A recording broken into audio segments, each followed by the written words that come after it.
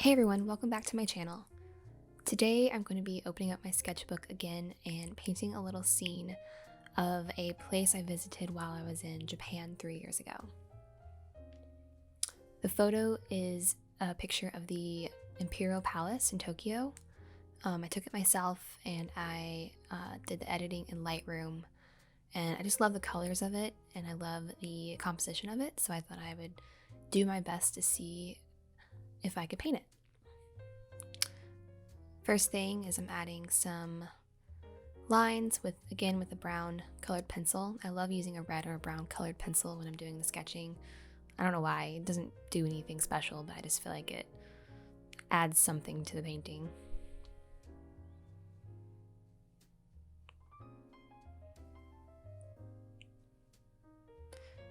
Not a lot of shading and not too heavy of lines. I don't want it to show through too much when I put the first layers of gouache on.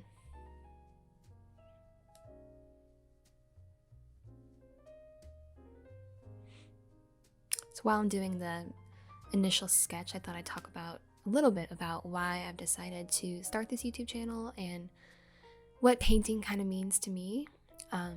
So I own my own company and it's a very stressful job, and while I love it, I feel like most people kind of sometimes forget to do the things that they really love to do, and for me that has always been painting with real paint on canvas or paper.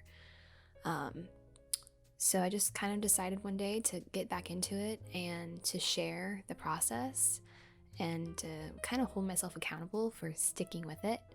So I'm really excited about this channel and just kind of sharing anything I might know about painting and also learning a lot along the way myself.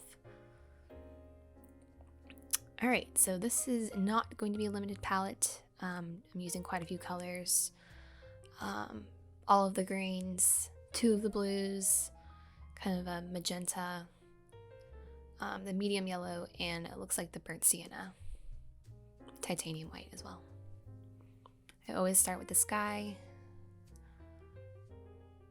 Just kind of a muted light blue.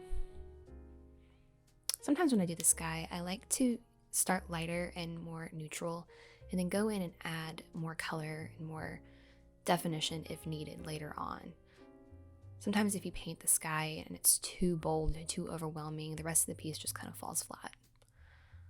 Alright, kind of putting that first layer in the trees and the ground underneath the bridge.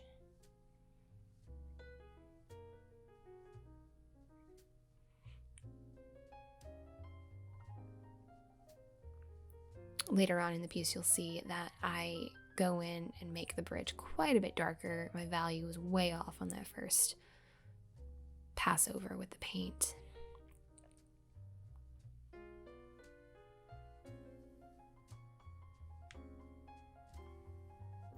But yeah, I love this whole idea of minimalist painting, not having too many supplies, not having too many paints, too many canvases or sketchbooks or types of paper, and just kind of consolidating a little bit. I feel like that takes the stress out of it, makes it more fun.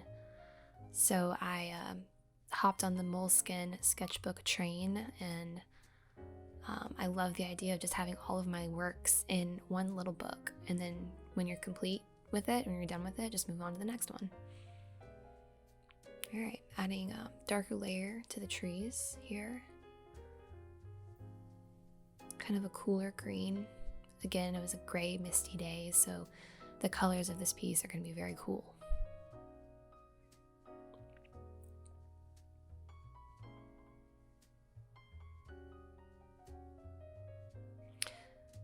I'm mostly using my trusty number 6 round, but later on you'll see me go in with a kind of a medium-sized filbert brush to kind of lay in some larger pieces of color.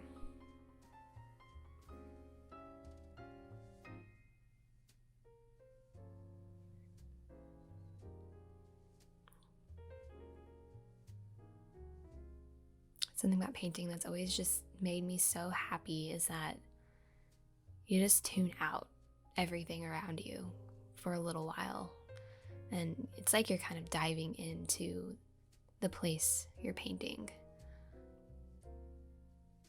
It's very relaxing. So this bridge looks pretty rough for most of the painting. I go over it and over it and over it, trying to piece it together, and it doesn't really come together until the very end.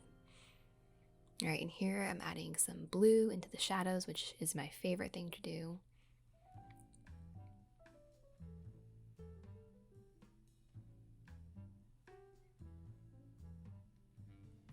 Some shading shadow underneath the bridge in the water. One thing I love to try to do in all of my paintings is to kind of replicate a vignette on a photo. So in the corners, make the corners a little bit darker, especially towards the bottom. Draws the eye inward into the focus point of the painting, which in this case is the palace up there, which I haven't started yet.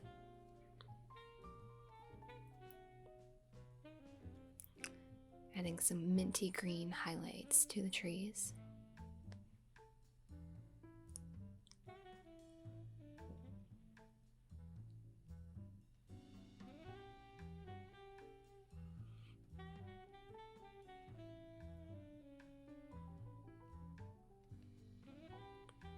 There's a little bit of a shadow from my head and my hand.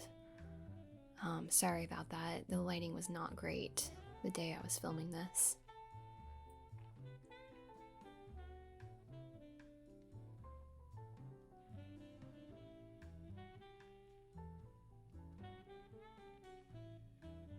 Okay, so now I'm starting to block in the palace, which I will admit gave me a really hard time. There's just so many angles on it and different colors, and it was just, and it's so small, it was really hard to get it exactly how I wanted.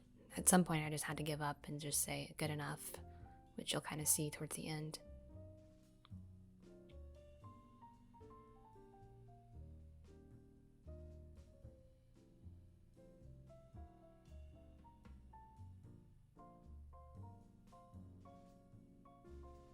I see a lot of people, when painting with gouache, go over certain points of the painting with an ink pen or even those white jelly roll pens, and I love the look of that. I wish I had thought to do that while I was painting this one, but perhaps in my next painting.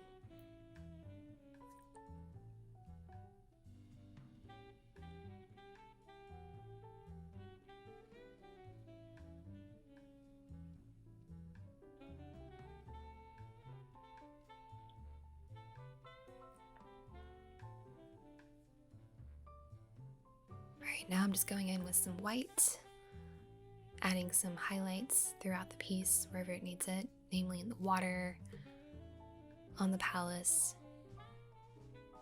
and a few places on the bridge.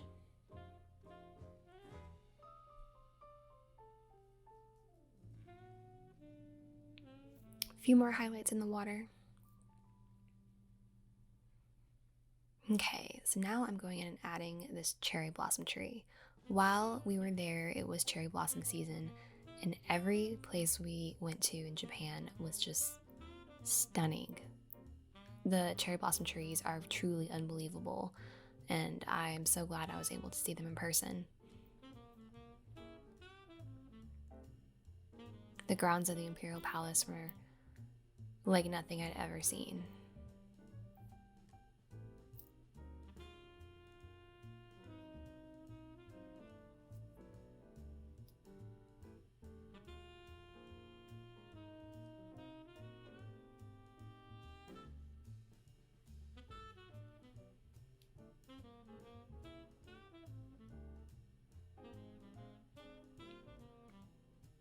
I loved this tree that was kind of in the front of the rest of them.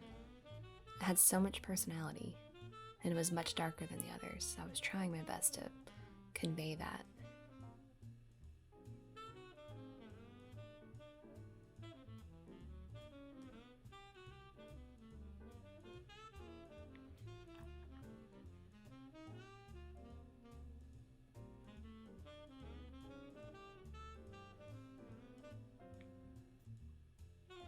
Alright, now I'm kind of going over with some washes to kind of correct my values, especially on the bridge and in the water. It needed to be much darker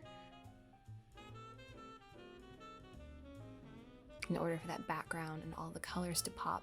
The bridge just needed to be toned down a little bit.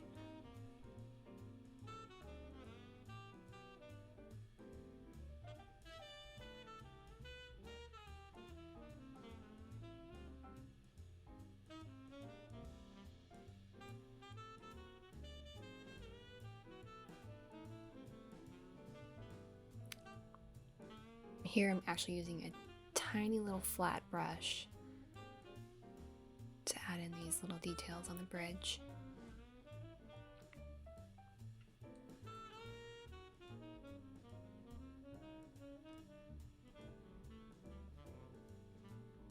I honestly think my favorite thing about gouache is going in at the very end and adding the details. It's so satisfying because it's so opaque. You can really like lay the color on top of other colors and not have the undertones show through.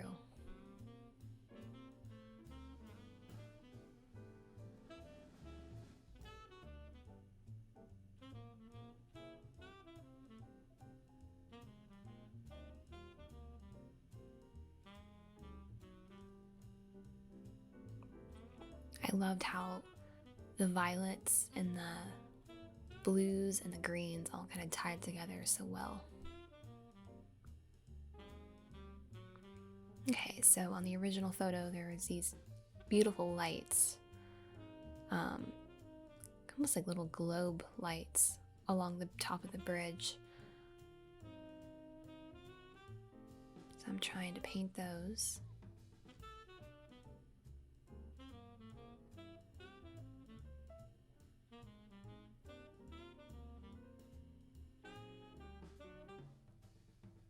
This is my last attempt to fix the palace by darkening up some of the lines.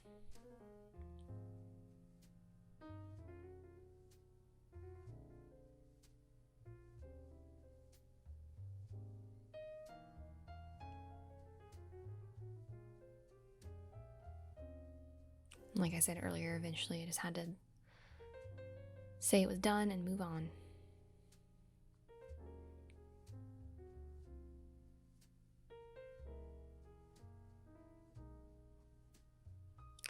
Adding some darker kind of ribbons of clouds in the sky, I think kind of helped with the lines. If you notice the lines at the bottom, the water and the shadow goes the opposite direction. So again, those lines kind of draw your eye towards the center of the painting.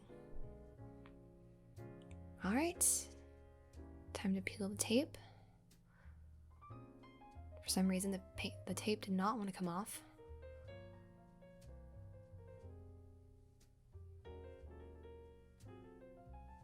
Overall, I'm really happy the way this turned out. It made me feel like I was there again. That was such a magical day. If you can't tell, I love Japan and I'm so excited to return.